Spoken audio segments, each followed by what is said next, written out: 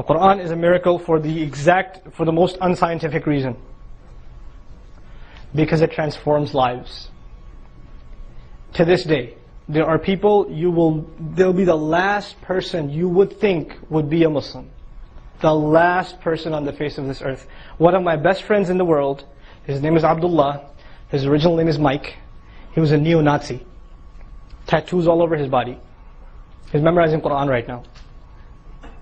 He was actually he was up there, and he's actually talking to a couple of gangs in New York State prisons, and talking to them about Islam, some of the head leaders of the white supremacist crew, because they're old friends.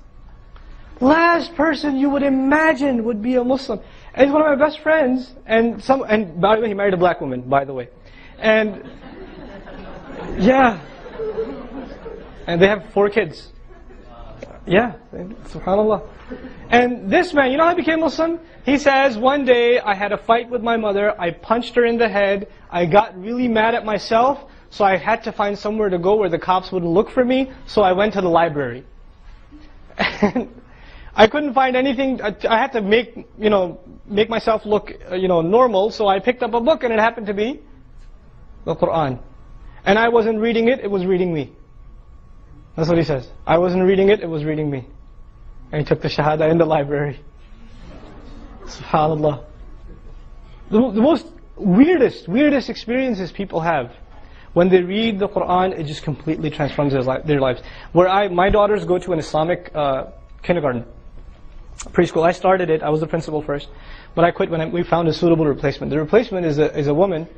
She's Japanese. She was born in Japan, she migrated here.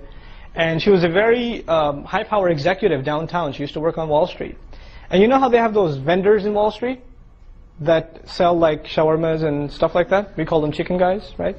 So she was at one of those, and the guy was blasting like recitation of Quran. And she goes, "That's really interesting music. Where do you get that?"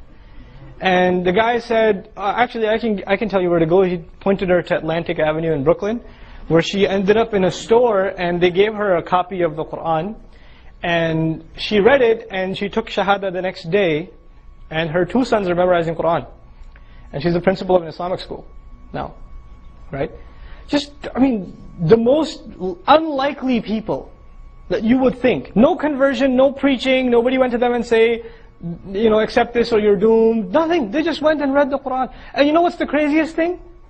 After 9/11, there was a spike in conversions of people that out of curiosity started buying the copy of the Quran from Barnes & Noble. And this is not even the miraculous Arabic Quran. This is English translation of Quran. And people are just out of curiosity, what is this terrorist document?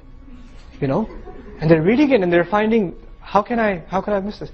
I just met last week, I was in Atlanta. There was a convention there in Atlanta. And I met a young man, younger than me at least. He was...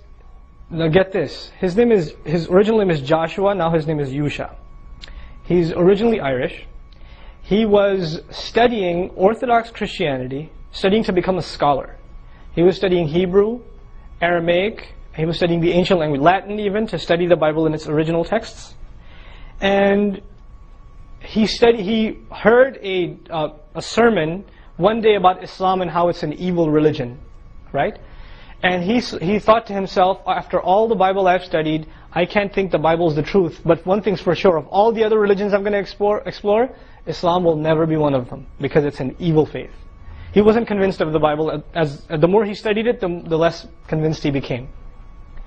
And then finally, one day, the funny thing is, he was studying at a church. The wall to the masjid is about a foot apart. He was studying at this place. And he used to park his car in the masjid, at the mosque, and then go to church. For 10 years he was doing this, since he was an early teen. And then one day somebody saw him and said, "Hey, the Friday prayer is going on," because he was going on Friday to church to speak to his priest. And they didn't know that he's not a Muslim, because he's parking in the mosque parking lot. So he said, "Okay, whatever, I'll check it out." He goes in, listens to the sermon, takes Shahada, becomes a Muslim. So this, to me at least in our times, the strangest stories of people in the Western world. People that you would never have imagined coming to Islam. This is probably, to me at least, the greatest miracle in the Quran. The most profound miracle of the Quran. This is one you can't argue away from anyone, because they've experienced it themselves personally. They've personally experienced it themselves.